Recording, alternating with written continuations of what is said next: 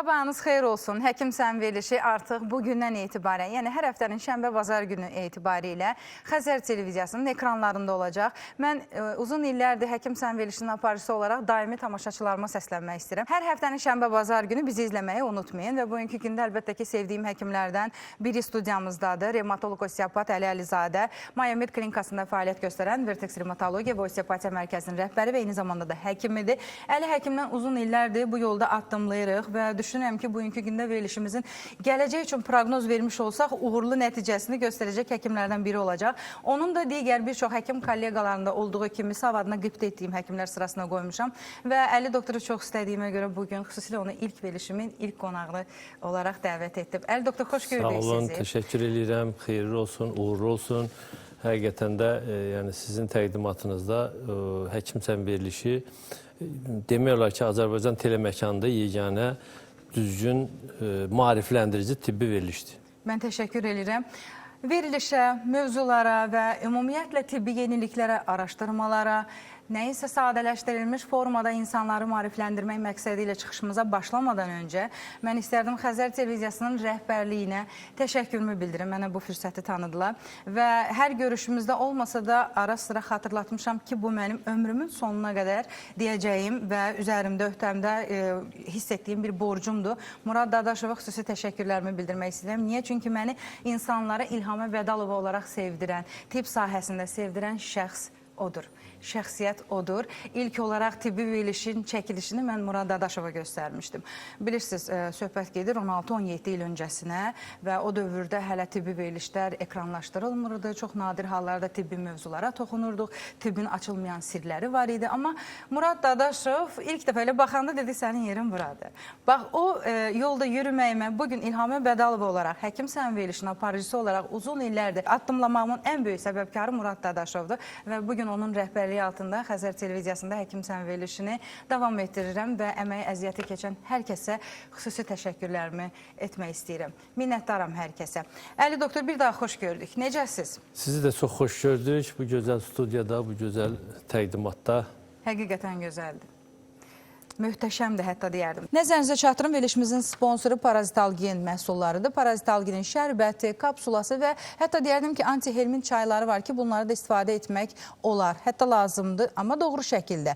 Məhz buna görə Nərgiz Tibb Mərkəzinə müraciət etmək tələb olunur. Çəkinin yaş normasından geri qalması, iştahsızlıq, bir çox simptomlar var ki, onları xatırladacağım. Ürək bulanması, qusma, ağızdan suyun axması, ishal, qəbizlik, yuxunun pozulması və s. diş qıcanması. İndi deyəcəksiniz ki, hər biri qurd xəstəliyindən mi xəbər verir? Xeyr. Sadəcə bu simptomlar qurd xəstəliklərində, parazitar xəstəliklərdə əlamət olaraq həkimlər tərəfindən qəbul olunur və bu və ya buna bənzər şikayətləri olanlar varsa, Parazitalgin şərbətini Nərgiz Tibb Mərkəzinə müraciət edərək, həkimin müayinəsindən keçərək və təsdiqlənərsə ki, qurd xəstəliyi var, sizdə hər hansı bir helmintlər, parazitlər var, yalnız o zaman həkim təyin etdiyi sırada alıb istifadə edə bilərsiniz. Təşəkkür edirəm. Tibbi yeniliklər hər zaman gündəmdə olan, biraz öncə də dediyim kimi araşdırmalar davam edir. Doktor, bilirsiniz, biz uzun illərdir bu tibbi araşdırmaları oxuyuruq, amma sadələşdirilmiş dildə insanlara çatdırılması çox vacib bir şeydir. Əslində, üzərimdə bir borc hiss edirəm, böyük bir missiyanı daşımaq istəyirəm ki, yenə deyirəm, təşəkkür edirəm ki, rəhbərlik bu fürsəti mənə tanıdı. Tibbi jurnalistika çox vacibdir və tibbi jurnalistikada çox böyük boşluq var, hətta deyərdim ki, çatışmazlıqlar bəzi sahələrdə olduğu kimi də xüsusilə də qabarıq formada özünü göstərir. Amma bu yolda tək addımlamıram, siz həkimlərin də əməyi əziyyəti az deyil, sizlərdən də az öyrənmirəm. Bilmədiyimi gedib araşdırıram. Bu həqiqətdir, bunu danmaq olmaz. Kitabları oxu, araşdır, gəl tamaşaçılara nəyinsə izahını ver. Düşünürəm ki, bəzi insanların buna nə marağı var, nə vaxtı var, nə zamanı var. Amma diqqətiniz bizdə olsun, biz öz yolumuzda addımlayırıq, siz də bizi izləməkdə davam edin. Tibb sahəsi həmişə araşdırmanı tələb edir. Yeni araşdırmalar olmadan tibbin inkişafı yoxdur və bu yeniliklər hər gün olduğuna görə hər gün də araşdırma tələb edən bir sahədir. Tibbin bütün sahələri. Həmçində bizim sahəmizdə ümumiyyətlə inkişaf sahəsi bizim sahəmizdə revmatologiya sahəsində o qədər sürətlə gedir ki, yəni inanılmaz dərəcədə. Doktor, dəqiq elm deyil. Hər dəfə deyirik 2 vur 2 4 eləmir. Bəli. Tibbi mövzularda fərdilik var. Tibbi xəstəliklərdə, onların müayinəsində, müalicəsində xəstələrə fərdi yanaşma, individuallıq nəzərə alınmalıdır ki, protokol da bunu göstərir. Amma nədənsə tibbi yeniliklərdən danışanda, maarifləndirməyə sıra gələndə deyirik ki, biz dəqiqliyi sevirik. Yox, bilirsiniz, Biz iki dəfə kim, obyektivliyi həmişə dörd sevirik. eləmir. Bu Təbii bütün ki. dünyada bu cürdür. Sadəcə olaraq bəzi insanlar o iki dəfə kim 5 eləyəndə biraz təəccüblənirlər ki, niyə 5 elədi? Tibbin bütün sahələrində var. Bu bütün bizim sahədə də lap çoxdur. Çünki o qədər individuallıq var ki, xəstələr bəzən müraciət edirlər ki, məndə təsdiqlənib filan diaqnozdur. Onun dərmanı nədir deyin. Belə deyil. Xəstənin çəkisindən, yaşından, cinsindən, hətta həyat tərzindən asılı olaraq müalicə kursları, müalicənin prinsipi dəyişir. Yəni, oturaq həyat tərzi keçirən eyni diaqnozlu insanın müalicəsi tamamilə fərqli gedə bilər. Aktiv həyat tərzi keçirən eyni diaqnozlu insanın müalicəsi tamamilə fərqli ola bilər. Və yaxud da ki, çəkisi böyük, kiçik çəkiyə, ağrı çəkiyə malik olan, hətta astenik bədən quruluşlu, hiperstenik bədən quruluşlu insanların belə eyni diaqnozla müalicəsi tamamilə fərqlənə bilər bir-birindən. Fərqli gedişli problemlərin, fərqli diaqnozların fərqli də müalicəsi ola bilər. Bir çox xəstəliklərlə sizə müraciət edirlər. Revmatoloq, osteopat həkim mən olaraq təqdim etdim, amma bu belədir, bunun hətta üstüdür. Niyə? Çünki illərdir bir çox xəstəliklər səbəbilə müalicə alıb effektini görməyənlər, yanlış müalicə alanlar, diferensial diaqnostika çox vacib olduğuna görə bilirsiniz ki, böyük səhvlərə yol verilir və sizə müraciət edən insanlarda remisiya adı ilə gəzənlər çoxdur. Doktor, siz özünüz də bunu müşahidə edirsiniz, düzdürmü? Bəli. Nələri görürsünüz, nələri müşahidə edirsiniz? Nələrə aldanırıq biz? Harada səhvə yol veririk? Remisiya nədir? Remisiya iki cür var. Biri var ki, iltihabı problemin prosesin remissiyası, hansı bir çox oynaqların deformasiyasına, yəni dağılmasına səbəb olan amil hansı iltihabdır? Bu revmatoid artrit ola bilər, podagrik artrit ola bilər, ankilozlaşan spondil artrit ola bilər. İstənilən iltihabı xəstəliklərin, autoimmun olsun, bakterial virus infeksiyası olsun, hətta bakterial və yaxud da virus infeksiyaları nəticəsində belə artritlər ola bilir və o da oynaqların deformasiyasını gətirib çıxara bilir. Burada remisiya, autoimmun xəstəliklərdə iltihabı prosesdə remisiya aldıqdan sonra xəstənin qan göstəriciləri normaldır, amma xəstə deyir, nə olsun normaldır, mən onsuz da ağrıyıram. Burada nə baş verir? Artıq uzun müddətli iltihabdan sonraki problemləri üzə çıxır. İltihab nəticəsində baş vermiş deformasiyalar, oynağın zədələnməsi, onurğanın zədələnməsi, əzəllərin uzun müddətli iltihab nəticəsində zədələnməsi, məsafəsinin qısalması, məsəl üçün, oynaqda hansısa iltihabı prosesdən sonucunda gəlir, kontraktura əmələ gəlir. Kontraktura nədir? Oynağın axıra qədər açıla bilməməsi. Kontraktura varsa, xəstənin yerişi pozulmuş deməkdir. Baxmayaraq ki, iltihab sonlanır, şişkinlik çəkilir, amma oynağın hərəkət trayektoriyası pozulubsa, xəstə istər-istəməz həmin ətrafda ağrı hiss eləyəcək. Bir neçə müddət həmin ətrafda ağrı hiss elədikdən sonra artıq ağrılar, artıq beldə ağrıların müşahidə olunması səbəb olur. Niyə? Çünki diz axıra qədər açılmadığına görə kontraktura nəticəsində çanaq əyilir və bel fəqərələri, fəqərə cisimləri və fəqərası disklər deməli, gərginliyə dözə bilmir. Uzun müddətli gərginliyə burada bu prosesin gedişatında xəstənin çəkisi də biraz ağır olarsa bu proses daha sürətlə gedir. Biraz ağrıq çəkili, yüngül çəkili insanlarda proses uzun çəkə bilər.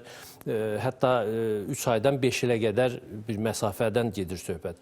Yəni, çox böyük məsafədir. Fərqli məsafələr olur burada. Nəticədə nə baş verir? Xəstə analiz verir. Bəli, burada tamamilə remisiyadır.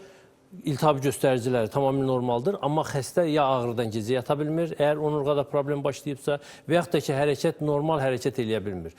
Bəzən xəstə deyir ki, doktor, mənim üçün bir fərqi olmadı da, iltihab olanda da ağrıyırdım, yeriyə bilmirdim, indi də ağrıya bilmirəm. Nə dəyişir? Bəli, burada artıq ikinci mərhələ müalicə prinsipləri həyata keçirilir.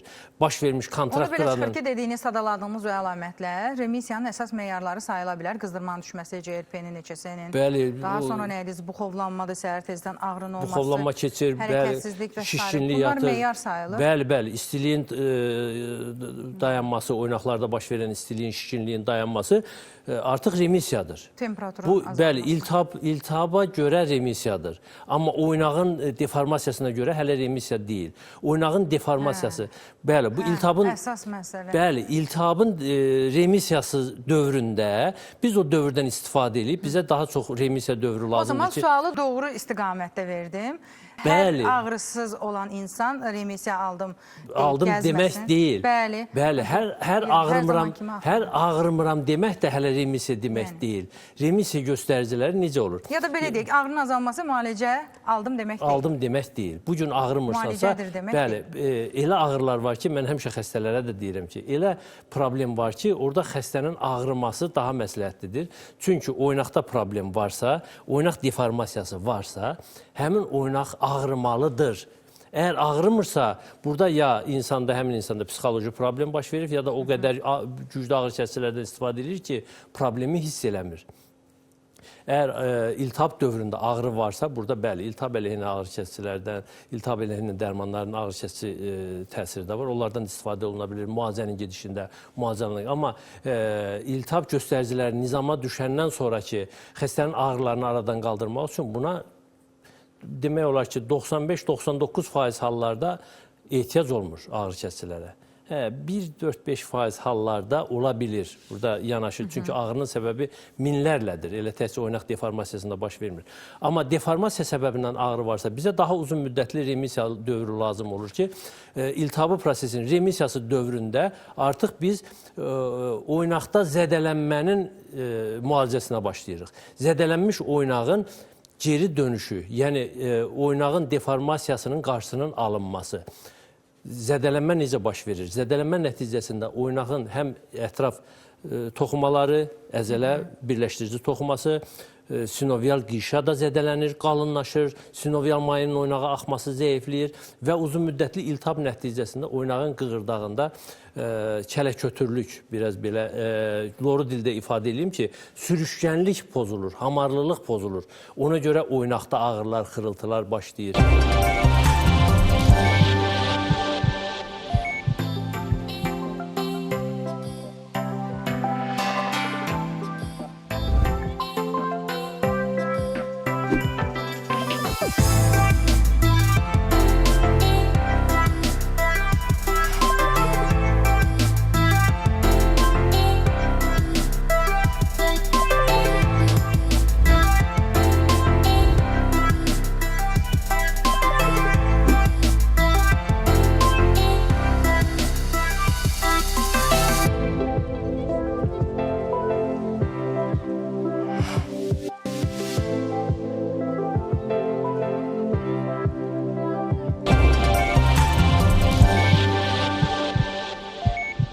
Hər şıqqıltı da elə deformasiya demək deyil, oynağın xırıldı.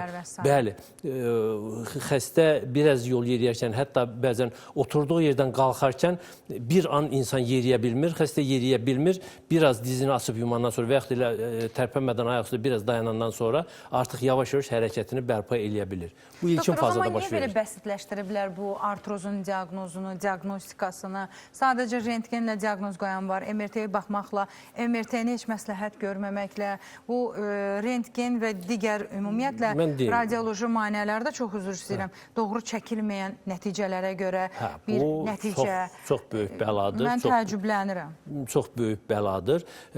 Artroz zamanı, əsas da but çanaq və diz oynaqlarının artroz zamanı, yuxarı ətraflarının artrozlarında o qədər də problem daşımır. Amma aşağı tərəflərin, but çanaq oynağının və diz oynaqlarının artrozları zamanı, əgər rentgenografik müayinədən söhbət gedirsə, bu zaman daha çox yaxşı olar ki, əgər xəstə ayaq üstündə dayana bilirsə, yataq xəstəsi deyilsə, xəstə ayaq üstə çəkilməlidir. Çünki burada oynaqda qığırdağın hansı dərəcədə yaxınlaşmasından başqa oynağın oxunun hansı bucaq altında deformasiyaya uğraması belə o müalicə üçün önəm kəsb eləyir. Əgər xəstə onsuz da əməliyyata gedəcəksə, bunun heç bir əhəmiyyəti daşımır. Ayaq üstə çəkildi, ya uzanıqlı çəkildi, bu əməliyyata gedəndə heç MRT-yə ehtiyac yoxdur. Sadəcə rentgenografik göstərici ilə ki, əməliyyata göstərişdir, əməliyyata göstərişdir. Yox, əgər xəstə bu halda, deformasiya halında artıq müalicə istəyirsə bu zaman MRT göstərici, MST-nin şəkillərinə, göstəricilərinə çox böyük önəm daşıyır, önəm veririk. Çünki niyə? Çünki həmin zaman həm toxumaların, ətraf toxumaların görüntüləri MRT-də görünür, həm sinovial qişa, həm də sümüyün içərisində hansı problem varsa, nekrotik toxuma var və yaxud da sümük iliyi ödemi varsa, bu müalicənin gedişində ən vacib amillərdən biridir. Mən deyərdim ki, hətta ən vacib amildir. Çünki bugünkü sümük ilik ödemi, əgər düzgün müalicə alınmasa, xəstə ağrı kəsicilərlə, sadəcə ağrı kəsici atdım, dizimin ağrısı kəsilsin, hələlik yola verim, sonra baxaram, həmin sümük iliyi ödemi sonradan artıq nekroz toxuması deməkdir. Doktor, sadəcə xəstələr o fikirdə deyil ki, çox üzr istəyirəm, amma bəzi kolleqalarınız da o fikirdədir. Yəni, insan ağrısız həyatı sevir, ağrısız həyatı da seçər və ağrı varsa problem var deməkdir. Sadəcə bunu bəzilərimiz tam mənasıyla dərk eləmirik. Bir həkimin reklamı gedirsə, istər radioda, istər televiziya ekranlarında, ağrısız həyata, məsəl üçün, ağrılı həyata son, bir iynə ilə bütün ağrıları, bütün problemləri aradan qaldırım. Canı ağrıyan qaçacaqdır. Hə, qaçsın da, o nə verir ona? Qaçsın da deyil, doktor. Yox, qaçsın. Amma nə verir insana? O ağrını azaltmaqla sizin dediyiniz kimi, bax, belə maketdən üzründə ikisini bir-birinə sürtüləcək. Bəli, ikinci, üçüncü, dördüncü mərhələ. İndi orada siz qığırdağın məhfindən danışırsınız, amma mənim dediyim iki sümüyün oynaqları zədələnməkdir. Bəli, məsəl üçün bundan götürək. Niyə bizim əhali, insanlarımız əziyyət çəksin bundan? Əhalinin çox böyük bir hissəsi endoprotez daşıyır. Siz bilirsiniz, bu çox yaxşı olmayan bir nəticə. Biraz bu saat biraz da dəb halını alıb, hətta. Dəb deyil, artıq çəki, yeriyə bilmir, ağrı kəsici içməkdən qaracər sıradan çıxıb, doğru dürüst ixtisasına görə həkim seçimi edə bilməyənlər var. Siz indi elə bilirsiniz ki, bizi, sizi seçməkdə hələ də tərəddüd yaşayanlar yoxdur, doktor? Hələ də var. Var, bilirsiniz, ətraf əzəllər atrofiyalaşıb, əgər əzəllərdə o güc yoxdursa ki, insanı ayaq üstə saxlasın. Siz ora endoprotez qoysanız belə, orada ağrılar davam eləyəcək. O qədər endoprotezdən sonra üstümə gələnlər var ki, doktor, əvvəlki elə yenə ağrıyıram da, bunun nə xeyir oldu mənə qoymasın. Çünki əməliyyat son çıxış yoludur. Bəli, sadəcə o vaxta qədər ola biləcək. Mən həmişə xəstələrə də nümunə çəkirəm ki, dişiniz ağrıyan kimi gedib dişi çəkdirmirsiniz ki, əvvəl onun mineqatını təmizləyirlər, o zədələnən hissələr götürülür, sonra siniri çıxarılır, üstünə qapaq qoyulur. Amma bu endoprotezlərdən yayındırmasın da. Biz cümləmizi dəyişək, bəlkə ağırlıq dərəcəsinə görə ağırlıq dərəcəsi məsələsi endoprotez göstərişi varsa? Varsa, var. Amma hər oynaq ağrısı da endoprotez demək deyil. Bəli, razıyam. Və bütün hallarda əməliyyat sonuncu yoldur, sonuncu çıxış yoludur. O sonuncu çıxış yola qədər bilirsiniz nə qədər addımlar var, nə qədər nüanslar var, nə qədər çıxış və çəkisindən, yaşından asılı olmayaraq, ben siz insanlarla bilir ki, 60 yaşım var, 70 yaşım var, məndən müalicə yaramaz. Xeyr, belə deyil.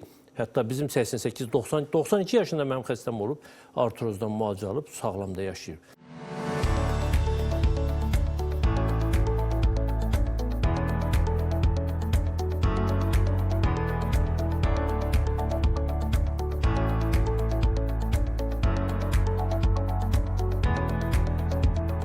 Tapdıq kişini müayinə elədik. Verilişdə dediyi kimi təhsil ayağım ağrıyır deyirdi. Qolum keyir, ayağım ağrıyır. Burada ayaq ağrımaq məsələsi deyil. Arxa üstə yerə dəyib, çanağından travma alıb, ciddi travmadır.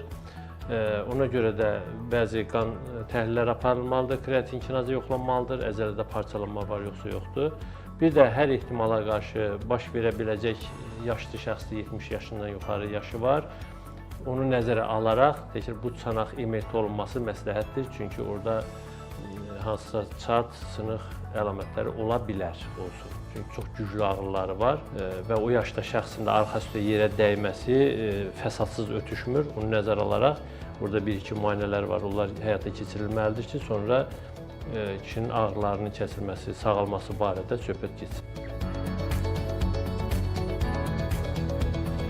Burada da individuallığı vurğulayaq da. Mütləq qaydada individuallıq. Bəli, çünki təkan verən amillər, egzogen, endogen amillər. Yanaşıq xəstəliklərdən tutmuş, bəzən xəstədə... İnkişaf qüsurları 70 yaşından qədər gəlib çatıbsa, yanaşıq inkişaf qüsuru olan xəstədə insana o müalicə nə fayda verəcək? Yox, biz elə hər dizim ağrıyır deyəni biz müalicəyə götürmürük. Yox, yəni deyək ki, individuallıq... İndividuallıq xəstələr, məsələn, yanaşı şəkər xəstəliyi var.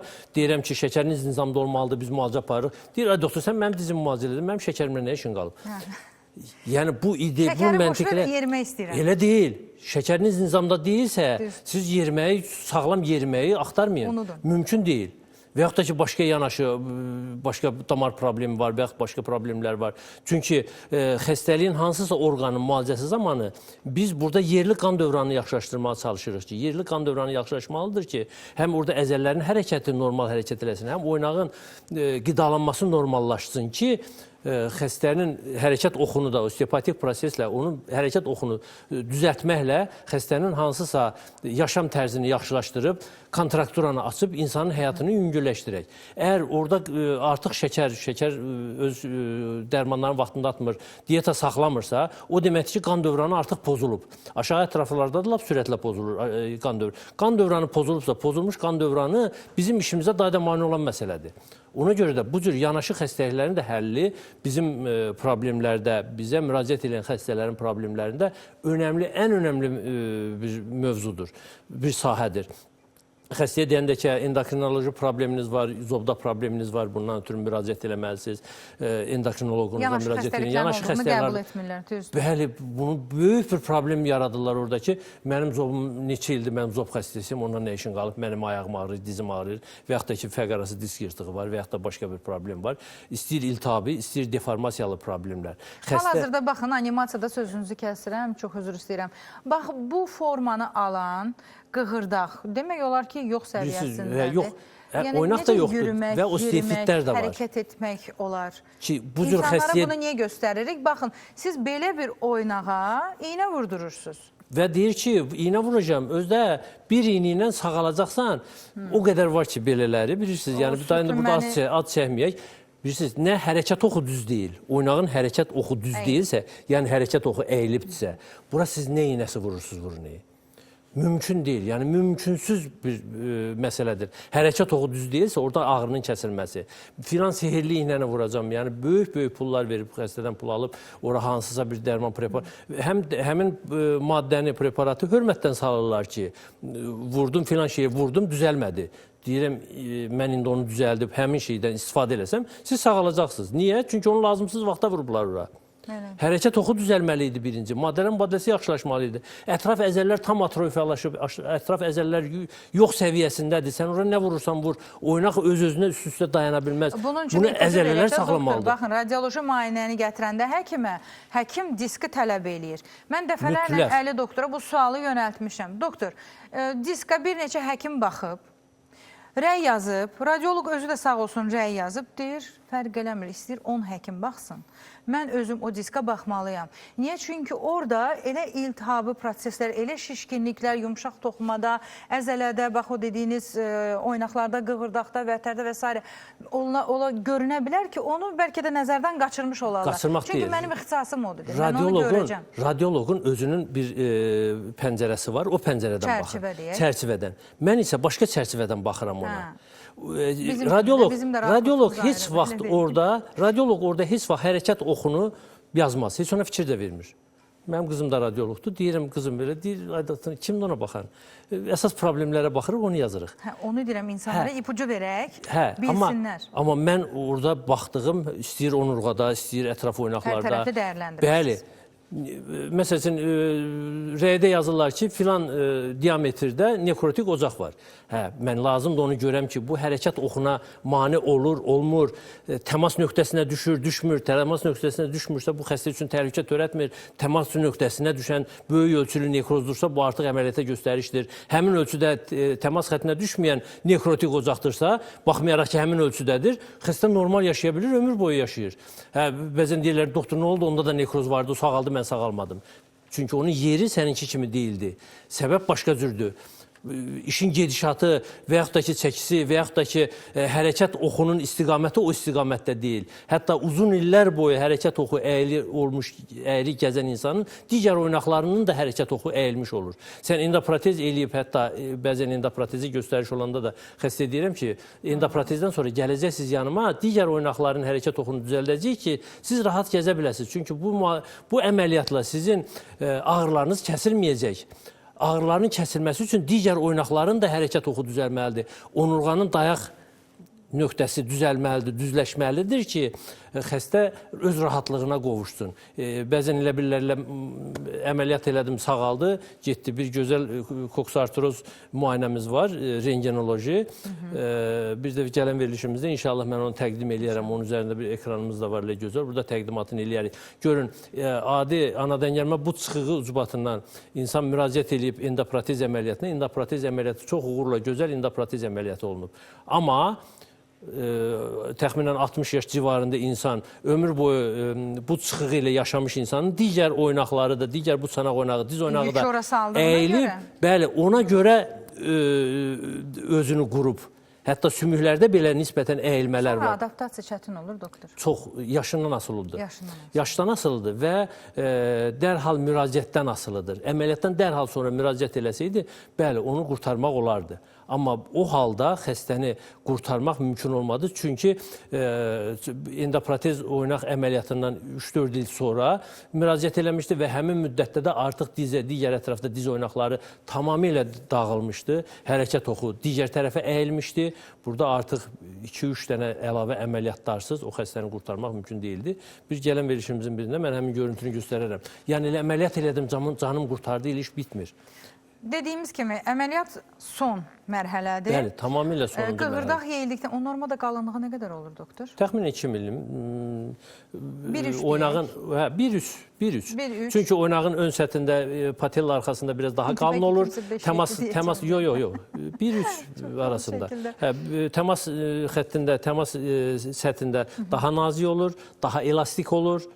Bunun təsir nazikliyinə iş bitmir. Qığırdağın elastikliyini də bərpa etməsi lazımdır ki. Oynaqlarda bax, qeyd elədiyiniz degenerativ dəyişikliklər, bu qalınlıq, həcm, hündürlük nə qədər azaldıqdan sonra başlayır proses? Dərhal, zədələnən kimi. Yəni, ağrı başlayır. Ola bilər mi qığırdaq, məsəl üçün o dediyimiz kimi sadələşmiş dildə yeyilsin, incəlsin, amma oynaqlarda bir problem olmasın? Çünki sualım var sizə. Yaşla əlaqədar olur. O yaşla əlaqədar olur. Çünki 45 yaşın üzərindəki insanın, 45-in üstündəki insanın qığırdağın qalınlığı ilə, elastikliyi ilə 18-20-25 yaşına qədər, 25 yaşındakı insanın qığırdağının qalınlığı və elastikliyi eyni deyil, ola da bilməz. O zaman doktor fikrimizi konkretləşdirək. Əgər bugün oynaqlarda endoprotez əməliyyatı protokol üzrə tibbi göstərişi varsa, mən o oynaqları revmatoloji müayinələrdən keçirib, lazımi müalicələri alıb, bəlli bir remissiyaya gətirməklə bəlkə də əməliyyatın vaxtını da uzatmış ola bilərəm. Bəzən hətta elə remissiya almaq olur ki, iş xəstəni ehtiyac qalmır, ehtiyac qalmır. Ya da endoprotezi həkimin dediyi kimi yanaşı xəstəliklər varsa da ixtisas həkimləri hər biri müayinəsini eləyəcək, müalicəsini təmin eləyəcək və insan normal halda, normal şəkildə endoprotez əməliyyatına da göstərişi varsa gedəcək. İnandırıram sizi ki, yerişini belə dəyişmiş insanları bir çox hallarda biz əvvəlki yerişinə qaytara bilirik, həyata qaytara bilirik. Ya endoprotezin müddətini uzadırır və yaxud da ki, ümumiyyətlə endoprotezsiz insan normal ömrünün sonuna qədər yaşaya bilir. Regiona səfərimiz var mı, Əli doktor? Bu yaxınlarda, mart ayı ərzində, bəli, bu ayın ərzində inşallah olacaq. Planlaşdırırsınız. Bəli, Gəncəyə səfərimiz olacaq. Gününü hələ təyin eləməmişik. İnşallah yaxın günlərdə. Amma bilənlər, tanıyanlar bilir, Gəncə Reabilitasiya Mərkəzinə müraciət eləyə bilərlər. Əli həkim bir də... Doktor Az klinikası, bəli, 9-cu mikrorayonda yerləşir, Sumqayıt şəhərində, şəhərin mərkəzindədir. Həftədə bir dəfə, səhər 9-un yarısından 12-yə qədər, qalan günləri Bakıda Mayamet klinikasında. Yəni, həm şifahi konsultasiya da ala bilərlər, mesaj da göndərə bilərlər. Biz bütün mesajları gün ərzində cavablandırırıq. Hamısını birə-bir imkan daxilində bəzən, amma kim ki elə mesajla da müalicə istəyirsə, bağışlayın xəstəni görmədən.